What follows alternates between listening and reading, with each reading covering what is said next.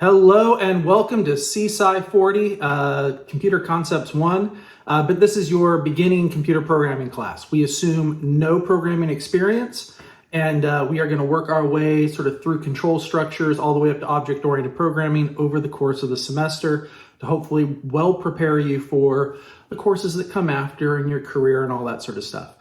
We use C++ for all you engineering majors who are having to take the course. But obviously you could learn these concepts in just about any language, but C++ is a really good one. It's still used for most system software, as well as anything that is where you really need efficiency. So not web programming where you could use Python or JavaScript or something like that, but things like video games, really intense imaging software for medical purposes, yada, yada, yada. And again, almost all system software, I think every operating system is written in either C or C++. So, yeah, that is the purpose of the course. Hopefully you find it entertaining. I try. This particular semester, we have some sections that will be online and some sections that are on campus. And so you may notice different instructions. I've merged the course shells just so that we have one place where everybody can communicate. But you may notice some differences. For instance, well, we'll get to like challenge exercises. Challenge exercises, if you're on campus, is something that we will do in class with teams. If you're online, the challenge exercises are something that you can do on your own or in a team, and I'll tell you how to find those teams here in a bit, although there are no challenge exercises for week 1, so I may just save it till week 2. Regardless, your textbook for classes that are on campus, although there are some sections that are online for this one, I like to go with zero-cost textbooks. And so your textbook is Learn C++ in an hour a day. It may seem like it's kind of a chintzy title, but it's actually a great book, covers everything you're going to need to know, everything that $200 textbook would cost you. But you can get it online in Amazon for 20-something bucks, or my recommendation, I show you instructions on how to go to the library website and use their subscription, our campus's subscription, to O'Reilly Higher Education to get it for free. So you can just view the textbook whenever you want for free, no cost to you. But if you like paper, I'm not going to judge you. Go ahead and you can spend 20-something bucks at Amazon. Cost you 1/10 the cost of a standard computer science textbook. So that's your textbook. Like I said, it's a great one and also very accessibly written, right? They weren't trying to like weed out people from, the Ivy Leagues. It's really meant for people who are in the industry and who are just trying to learn how to program.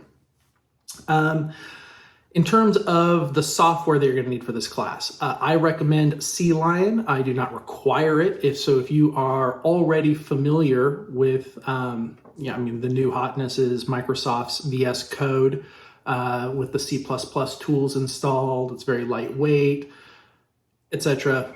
You can use that if you want. At the end of the day, you're just going to be turning in source code, a text file that ends in .cpp. Actually, you may later in the semester turn in several of those, but for right now, you're only going to have one file, and I don't really care how you create that file. You could create it in Notepad if you wanted to, although you're not going to have a whole lot of tools. Most of my videos and demos and anything that I do for the course, I'm going to be using CLion. Why CLion? CLion is a product from JetBrains. JetBrains is a company that makes integrated development environments for various languages. And so when I've taught application development programming classes, there's a very popular one called IntelliJ. That's the Java version of CLion. They work very similarly. And Google liked IntelliJ so much, they took it and turned it into Android Studio. So if you want to write software for Android, it's going to have a very similar interface to CLion and IntelliJ. And so anyway, it's also completely free. CLion, I don't think has a community version like IntelliJ and PyCharm do. PyCharm is the Python version. But I give you a link. All you have to do is go to the JetBrains website, say, hey, I'm a student, and here's my email address. Use your campus email address, because that's how they're going to know you're a student. So use your campus email address when you sign up, and you get a renewable year-long license for every single one of their products. So it's really helpful. And like I said, I'll do most of my demos in CLion. because it's like Android Studio. So my preference, but not required. If you have something you prefer, you can go ahead and feel free to do it there. You could use Vim in your console if you wanted to, but obviously I won't have any videos on how to do that. So you're kind of on your own if you don't use CLion. You're not entirely on your own. I can figure out some stuff. If you send me an email or something. Sorry, I may have animals that are potentially harassing the new kitten right outside the door. So if I have to cut, you'll know why. So this first week is all about setting up your development environment. You have a programming project. Your programming project is really like installing CLion and getting your environment set up and figuring out, hey, when I create a project, where does that file go so that I can, upload that file to Canvas. That's the real project for this week.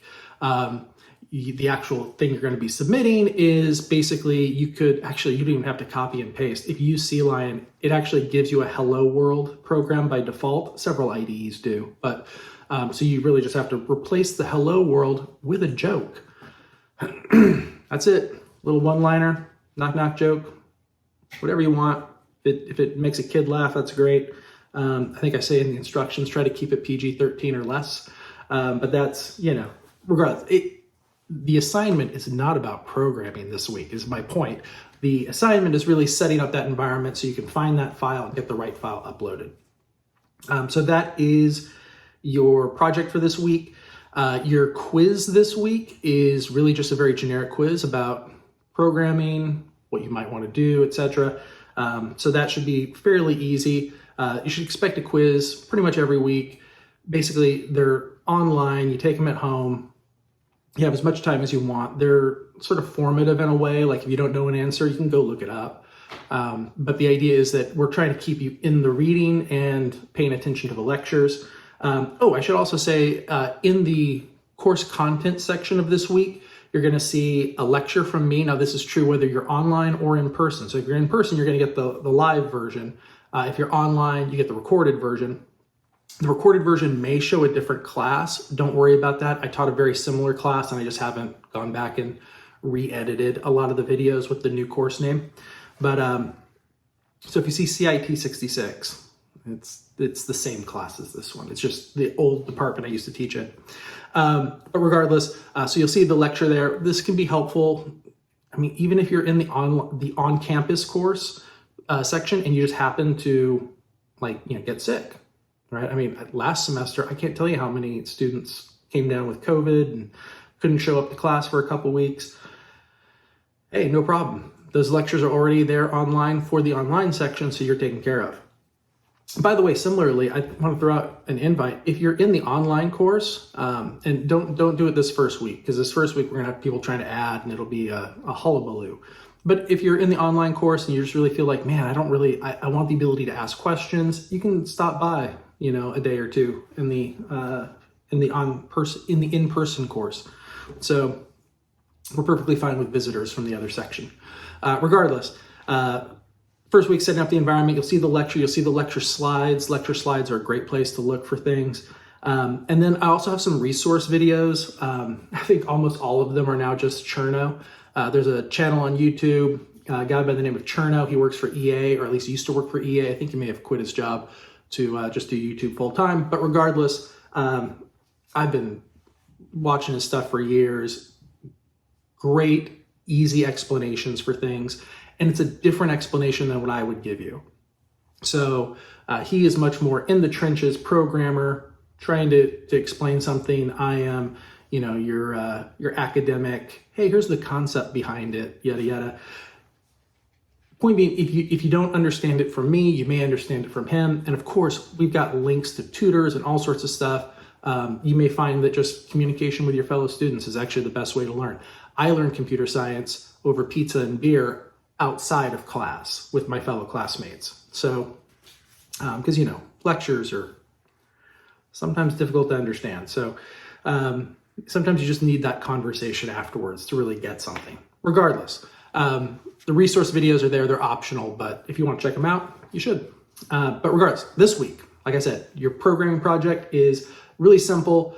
You can almost copy and paste it and just add in the joke where the hello world is. It's really about setting up your environment. The quiz should be very quick. There are no challenge activities this week. So the difference between a challenge activity and a project, every week there should be one big project. This is something that will normally require you to use a little bit more like critical thought, and like you have design decisions that need to be made, especially as we get later in the semester.